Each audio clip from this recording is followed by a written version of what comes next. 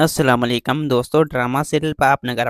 ड्रामे में छा थींदो छा आर एस बालाजी खान शेर दिल खे माराए छॾींदो छा वरियल खान हाणे शेर दिल सां ठाह कंदो छा मल्हार हाणे आर एस बालाजी खान खे मारण जी कोशिश कंदो छा मिठल खान पंहिंजी धीउ राबेल जो संग मल्हार खे ॾेई छॾींदो त दोस्तों तव्हांखे सॼी कहाणी ईअं अपडेट ईंदी नंढड़ी ऐं छोटड़ी वीडियो में ॾियण वारा दोस्तों वीडियो खे आख़िर ताईं ॾिसंदा मुंहिंजे यूट्यूब चैनल ज़मीर जमाली के लाज़मी सब्सक्राइब कंदा दोस्तों सब्सक्राइब करण सां को आवाज़ जो बेल न करंदो काफ़ी असांजी हौसला अफ़ज़ाई थींदी ऐं तव्हांखे बि वधीक वीडियो ॾिसण वटां मिलंदा दोस्तों तव्हांजो टाइम वेस्ट करण बग़ैर हलूं था पंहिंजी कहाणी ईअं अपडेट जी तरह दोस्तों हाणे तव्हां ॾींदो रस बालाजी खान जी जेको आहे पूरी कोशिशि हूंदी ऐं हू मंठार खे बि चई छॾींदो तोखां जल्द जेतिरो थी सघे त तूं शेर दिल खे मारे ऐं उनजो लाश लोड़े छॾ मतिलबु त उनजो लाश गुम कराए छॾ जीअं कंहिंखे ख़बर न पए त असां शेर दिल खे मारियो ऐं शेर दिल बि असांजो दुश्मन हो मंठार चवंदो त हार एस बालाजी खान मां उन खे ईअं गुम कराए छॾींदुसि जो आईंदा तव्हांजे नज़रनि जे अॻियां कोन हूंदो हुनजो नाम निशान हिन तर में बि कोन हूंदो ऐं ॿिए पासे दोस्तों हाणे तव्हां ॾिसंदा त वरेल खान जेको आहे उहो शेर दिल खे पंहिंजो करण जी कोशिशि कंदो बहरहाल हाली फ़िलहाल जेको आहे उनजो शेर साथ न ॾींदो शेर दिल चवंदो त वरेल खान वज़ीरनि जी ग़ुलामी नाया कंदो वरेल खान चवंदो शेर दिल तुंहिंजो भलो इन में त तूं असांजो साथ ॾे ऐं ॿिए पासे दोस्तों हाणे तव्हां ॾिसंदा मल्हार खान जेको आहे उहो शेर दिल सां सलाह कंदो ऐं शेर दिल खे चवंदो त रुॻो सिर्फ़ु तूं मूंखे साथ ॾे मतिलबु त तूं मूंसां गॾु थी कर जेकर तूं मुंहिंजो साथ ॾींदे त पोइ मां इन रस बालाजी खान खे ईअं मारे छॾींदुसि जो कंहिंखे ख़बर ई न पवंदो उनजो लाश बि गुम कराए छॾींदुसि मतिलबु त उनजो नाम निशान बि ड्राए छॾींदुसि ऐं उनजो नाम निशान मटाए छॾींदुसि छो जो असां नथा चाहियूं त अहिड़ा तारा में वॾेरा हुजनि ऐं ॿिए पासे दोस्तों हाणे तव्हां ॾिसंदो त मिठल खान खे जेको आहे पंहिंजी धीउ ते मथां रहम अची वेंदो ऐं पोइ हू पंहिंजी धीउ जो चवण वठी ऐं पोइ पंहिंजी धीउ राबेल जो जेको आहे शादी